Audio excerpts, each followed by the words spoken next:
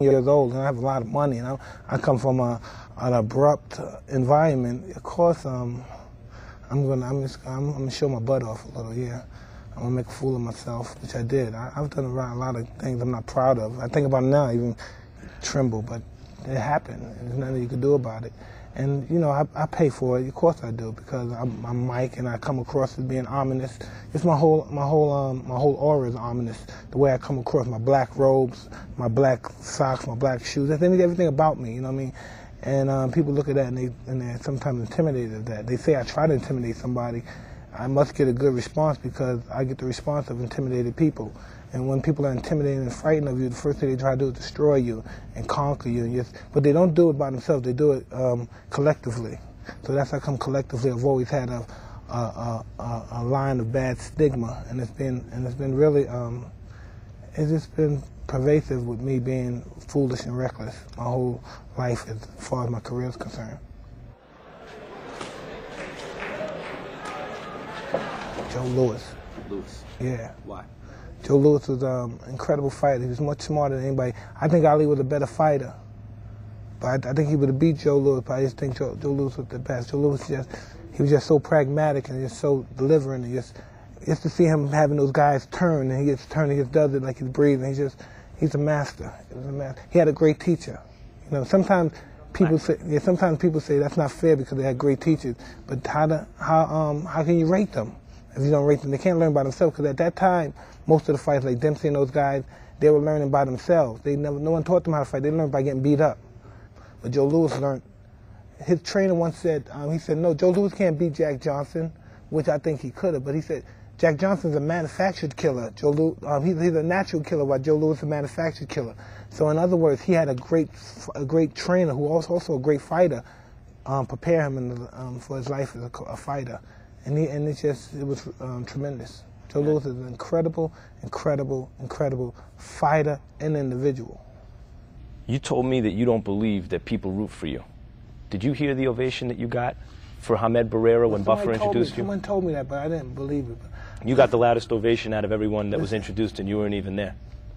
I don't know why people attached to me. I dig on it, though. I'm going to take advantage. I'm going to ride it all the way till my wheels fall off. I'm going to just ride it to the end. I don't know why. You know what I mean? Because I'm a moody cat, and sometimes I'm difficult to get along with. But I don't know why everybody just grasps onto me. It's not a phony bone in my body. You know what I mean? Maybe probably when I don't want to get into an altercation, then I'll cow tie. But other than that, I'm just as straight as they come. I'm probably too straight. I might say something that's just not classy enough for belonging in this particular realm. But, you know, I'm just a normal cat. In the boxing realm? What's not classy enough for the boxing realm? Man, listen, I've been said things that I've been castrated for, man. Come on. I was just teasing about Lennox kids. Lennox Lewis!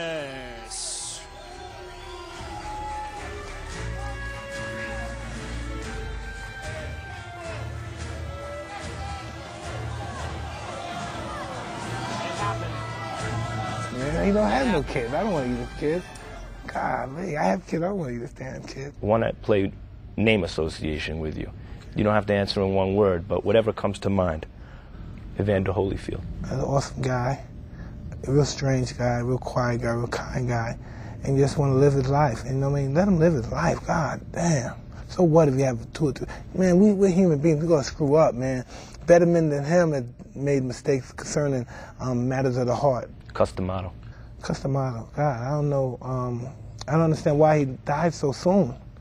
It's like I've been with him since I was 12, 13, and I died that's like 6 years. Not 6 years, 7 years, but he died so quick. It happened, the 6, 7 years that went by so quick, and he died just so rapidly. He aged old, and he had a lot to teach me. And I really believe that he was real fond of me. In fact, that in the position of actually loving me, and it just sucks. You look at him as a father still? No, I cannot equate, because I've never been in that relationship. Father-son, shit. I can't do this. I'm talking about somebody that's so close to me, and so much involved with boxing. And I never evolved my personal life with my fighting life. I learned that, and it's just that when we talk about them, that's my personal life involved with this bullshit. And it's just, how the hell am I got the two?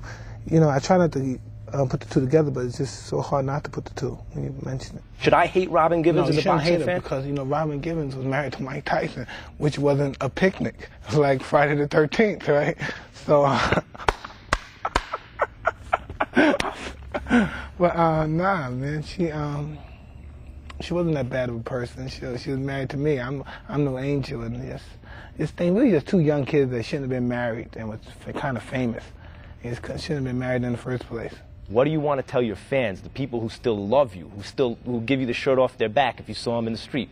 Do you want to tell them anything? Just don't give up on Mike, because Mike has got a lot of fight in him. It's just that Mike's the kind of guy that got to bring the passion out. I mean, it's one of those guys that gets, boom, wake up in the instant and say, come, let's just go fight and win. And then sometimes I could be trained every day and just be not into it and get beat by the cheapest $2 whore out there. But that's just how I am, a character like that.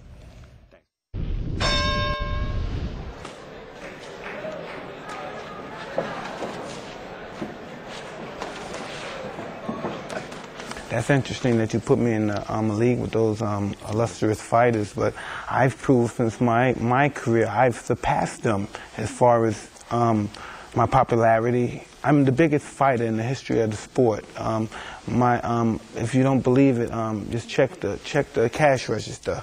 You know what I mean? It talks for itself. You know what I mean? There's no athlete in the history of the world that ever demand and receive the money that I received for the smallest amount of work. Why do you think that? Because I'm angelic.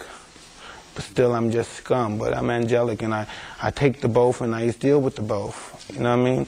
Because it seems to face, you look at these people, most of these people don't particularly care for me personally, but they must be here because they would love to go to somebody who strokes them and be nice to them and take them to dinner and say, wow, you guys are nice, and beg them to write nice about them. But people in that particular position, they don't know who their friends are anyway. I know all these guys are not my friends, so I don't care what they say about them. And plus, besides that, I'm very consistent in my my attitude, my assault with the press and with the people in general, as they are consistent with theirs. So I believe fair exchange is no robbery, so fuck it.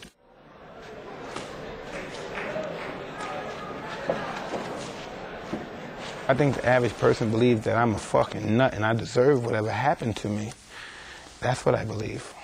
You just hear what people say about me. You don't look in their eye and look in the core of them. You don't even know you're a young man and you're very knowledgeable. You know what I mean? You have wisdom, but you really don't know. You haven't been in the cooking pot, so to speak. You know what I mean? You're just a guy that has a lot of knowledge and just can't wait to show everybody how intelligent you are. But you've never really been in the grind. Once you've been in the grind, your knowledge goes to a totally different level. Your wisdom goes to a totally different level. Then it goes to knowledge from your experience and knowing what the system is predictable and what it's capable of doing. I'm at the state of the game. Win, lose, or draw, you're all gonna eat. You know what I mean? Your guys don't care about me. I don't particularly care about you.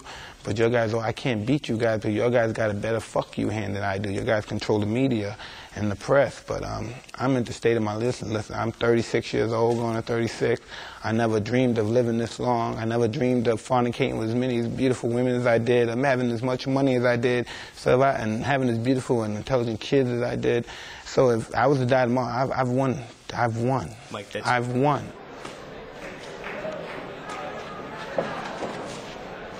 Sometimes I know I say things and I offend people. I ask this lady lewd questions because I'm in a lot of pain too. I'm just in a pain that I'm going to have for the rest of my life. And by some way, a little is probably, I'm trying to give some of that pain to y'all. Sometimes you guys have no pride, so it doesn't matter what I say. It doesn't affect you guys because your guys don't care about nothing but money. So every now and then I kick your fucking ass and stomp on you and put some kind of pain, inflict some kind of pain on you because you deserve to feel the pain, somewhat of the pain that I feel.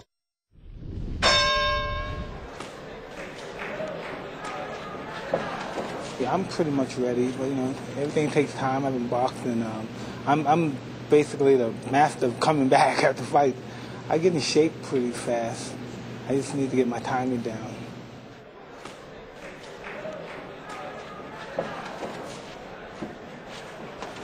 Sometimes I think it is, but then I enjoy getting in shape. I'm pretty vain in that perspective. I love when my body looks in shape. I love when I have the endurance to run 7 to 8 miles and box 10